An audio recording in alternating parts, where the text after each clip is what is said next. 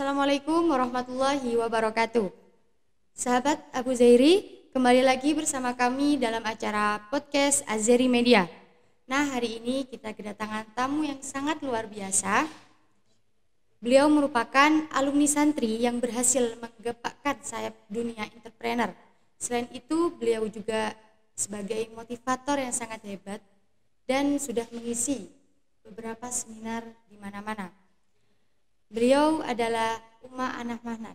Halo Uma, Assalamualaikum. Halo Mbak Nada, Waalaikumsalam. Bagaimana kabarnya Uma? Alhamdulillah sehat, bahagia dan tentunya sangat senang sekali bisa ketemu sama Mbak Nada, tentunya juga sama teman-teman sahabat Abu Zairi dimanapun berada. Alhamdulillah, hari ini Uma kita akan membahas tentang entrepreneur. Siap. Bagaimana sih Uma pertama kali merintis di bidang entrepreneur? Oke, alhamdulillah. Sebenarnya kalau mau bilang terkenal sih nggak terkenal banget ya.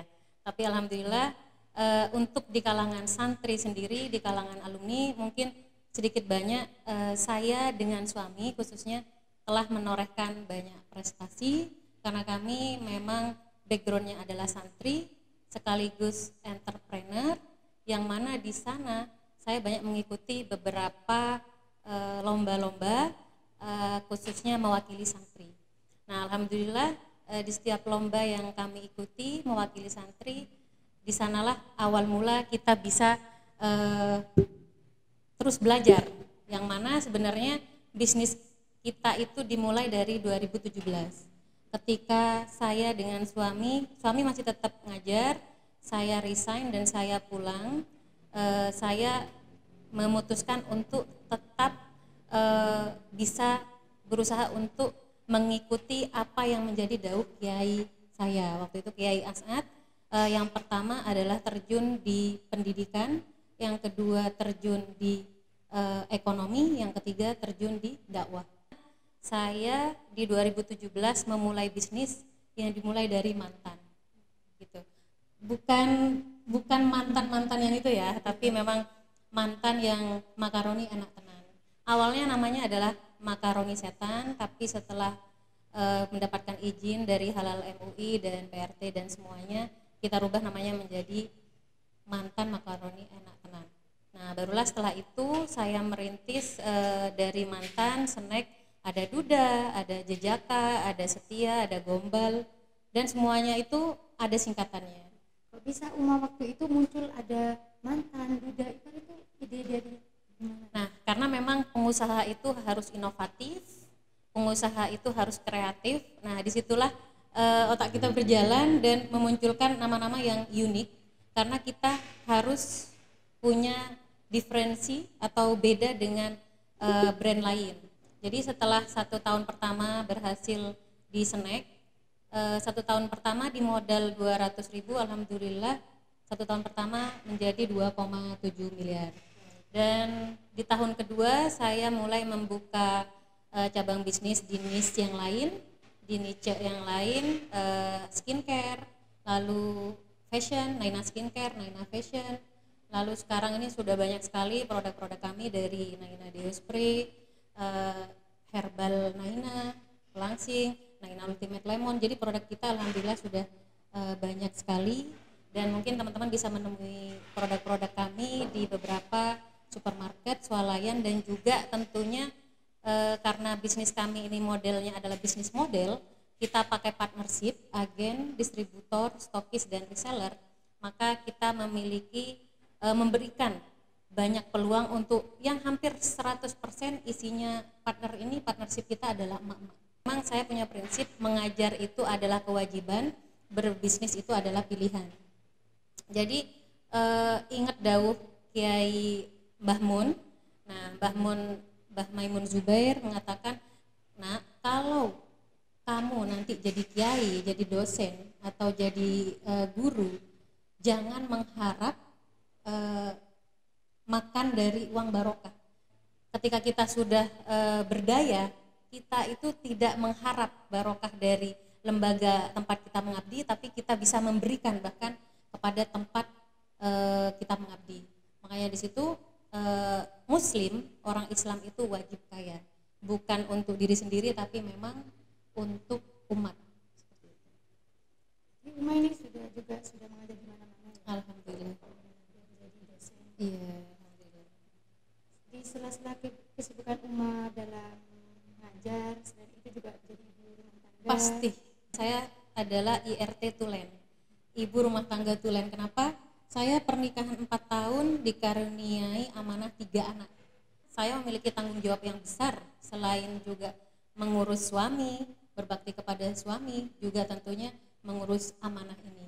Dan yang pasti walaupun saya adalah tulang rusuk bagi suami saya tulang punggung, saya juga memiliki kesempatan untuk membantu beliau, suami saya berdidaya di ekonomi gitu. Jadi kalau perempuan bisa mandiri, perempuan bisa menghasilkan uang sendiri, yang istilahnya mau skincare, mau hijab baru, atau mau memberikan orang tua, bahkan kita tidak perlu meminta kepada suami. Kalau di istilah di luar itu, suami itu kalau nggak diambil Tuhan, diambil pelakor gitu ya. Tapi kalau saya enggak, saya penganut law of attraction. Saya berusaha untuk memiliki penghasilan bukan hanya karena bukan itu ya, bukan takut diambil pelakor, enggak. Karena saya memiliki keyakinan kalau saya bisa membantu suami, otomatis saya juga bisa lebih mengepakkan sayap untuk bisa banyak membantu masyarakat, terutama orang-orang terdekat saya. Rasulullah itu sebenarnya kaya sekali gitu. Kalau di buku kami, saya dan suami itu membuat buku Bisnis Logika Langit, bahwasanya dijelaskan di sana kekayaan Rasulullah itu triliunan dan banyak banget. Jadi kalau ada kita yang mengatakan Rasulullah itu miskin atau bahkan mengikat perutnya dengan batu, itu sebenarnya bukan mengajarkan kita untuk miskin dan bermalas-malasan agar tidak bekerja, tapi mengajarkan kita bagaimana menghargai. Nah, disitulah hadir sosok wanita yang sebenarnya menjadi tonggak bagi laki-laki untuk bisa terus berjuang. Jadi kita sebagai perempuan harus bisa dalam segala hal. Harus bisa. Bahkan bisa dikatakan perempuan itu harus multi talent. Jadi kalau suami mencari nafkah, tanggung jawabnya besar. Istri itu banyak sekali tanggung jawabnya. Selain juga seperti mengurus rumah tangga, menjadi guru bahkan untuk anak-anak kita, menjadi psikolog anak-anak kita, menjadi pembantu bahkan. Nah, seandainya kalau mau dinominalkan, gaji suami nggak bakalan cukup untuk itu. Tapi karena kita bekerja sama, walaupun sebenarnya di dalam Islam itu adalah tugas suami, nah kita sebagai santri, kita memahami kita membiduk rumah tangga berdua ya karena kita memiliki komitmen untuk apapun semuanya dikerjakan berdua. Selama bisa dikerjakan bersama, kenapa tidak? Gimana pandangan Uma? Kan biasanya banyak di desa-desa itu mengatakan begini, perempuan itu nggak perlu sekolah tinggi-tinggi gitu. Nanti kalau udah di rumah pasti cuman cuci piring, cuci baju atau masak.